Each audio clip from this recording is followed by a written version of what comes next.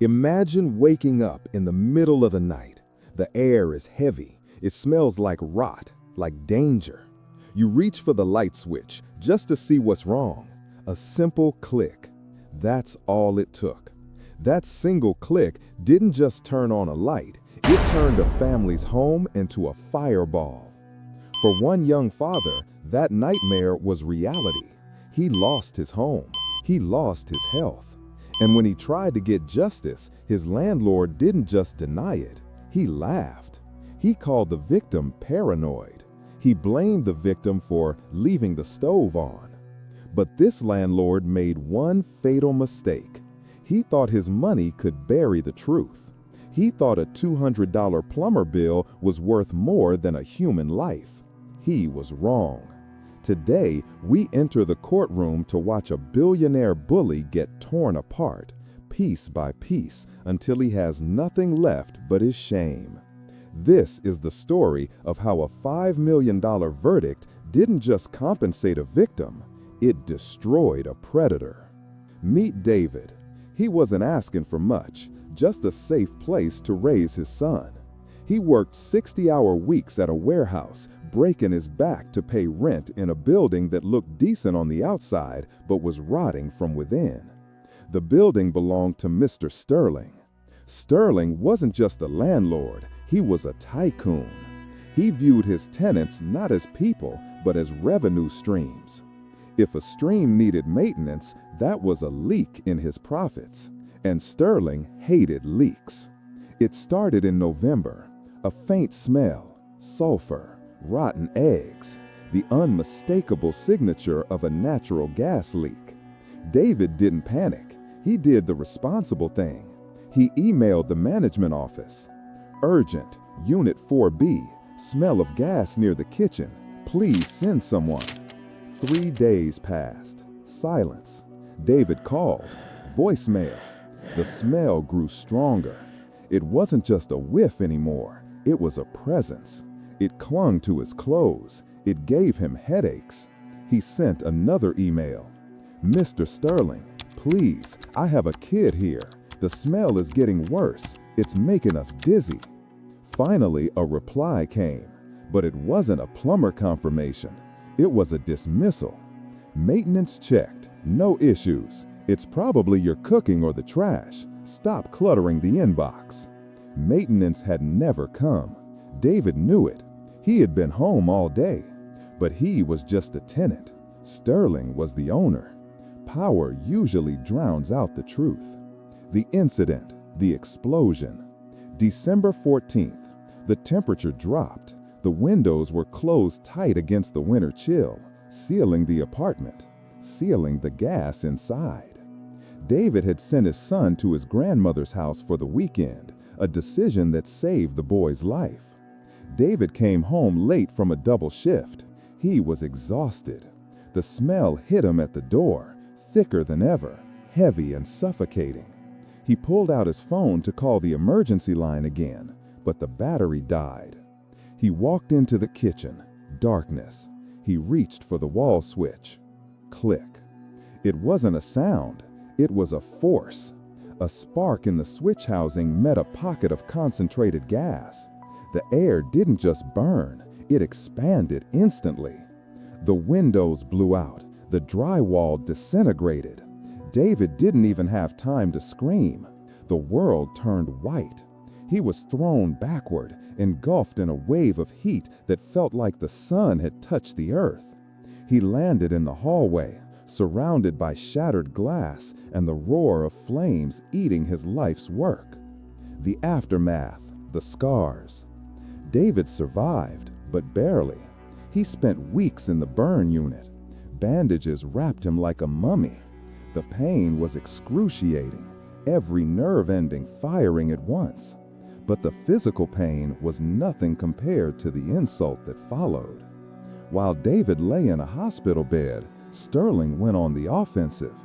He gave statements to the press. "It's a tragedy," Sterling told reporters, adjusting his silk tie. "But this is what happens when tenants are negligent. We suspect he left the stove on, or maybe he was tampering with the lines. It's impossible to police stupidity." He was blaming the victim. He was rewriting history. He was confident because he was rich and David was broke.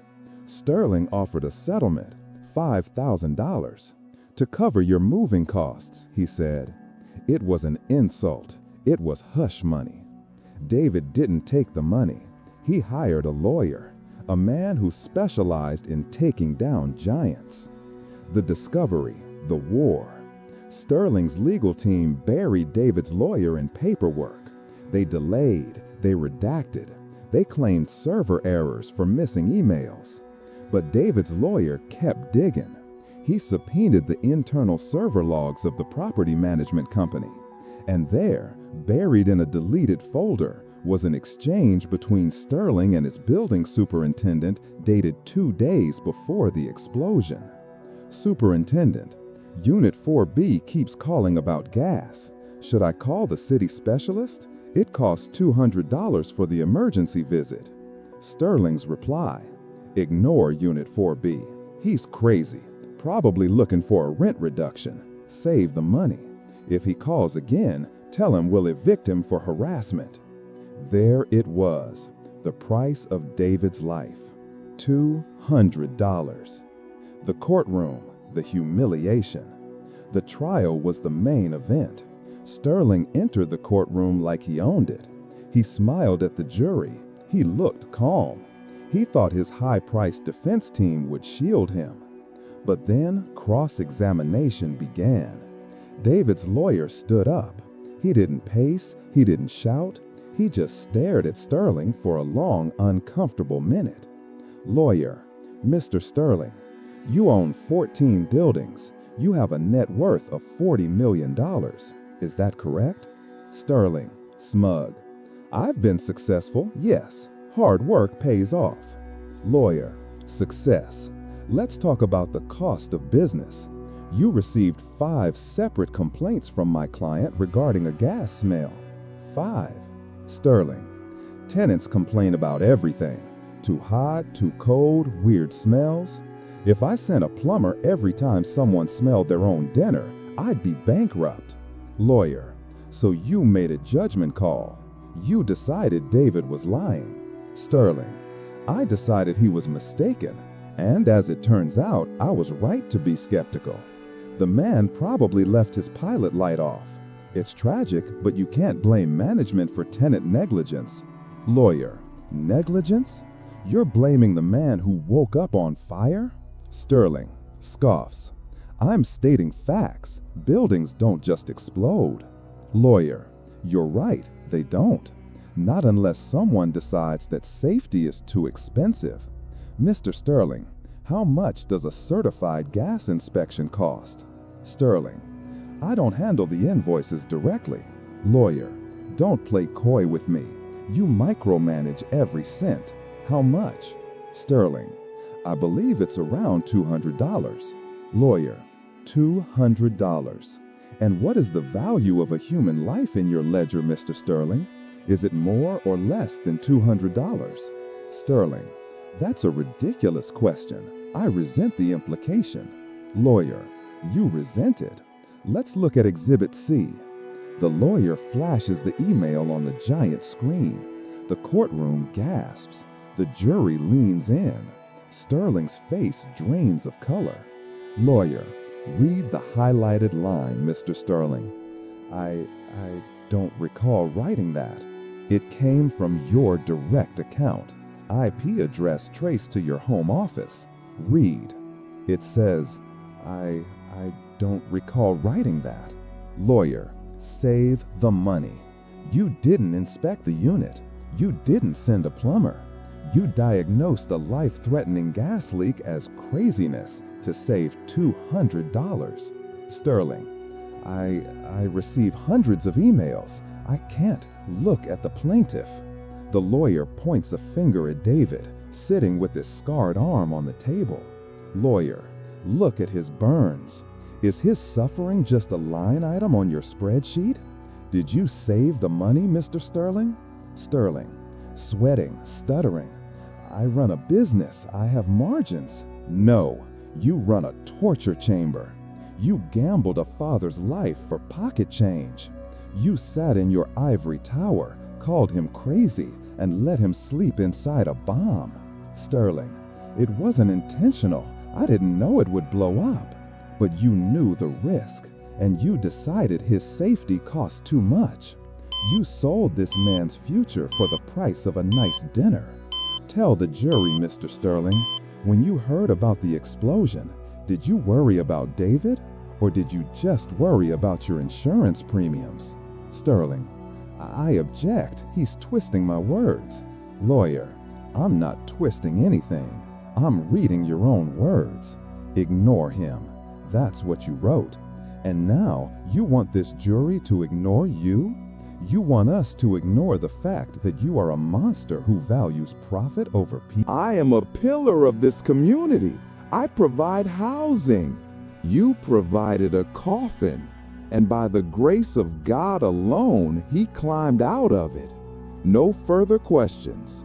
Sterling slumped back into his chair, gasping for air. The arrogance was gone. He looked small. The jury wouldn't even look him in the eye. They looked at David. The deliberation took less than 2 hours. The jury found Mr. Sterling liable for gross negligence. They awarded David $2 million in compensatory damages for his medical bills and suffering. But they weren't done. To punish Sterling, to ensure he never prioritized profit over life again, they awarded an additional $3 million in punitive damages. Sterling's insurance didn't cover punitive damages for intentional negligence. He had to liquidate his assets. He had to sell the building. The pillar of the community was bankrupt. David used the money to buy a house, a real home, safe and sound, and set up a trust for his son. Sterling tried to save $200. It cost him his empire. Sometimes the bill comes due, and justice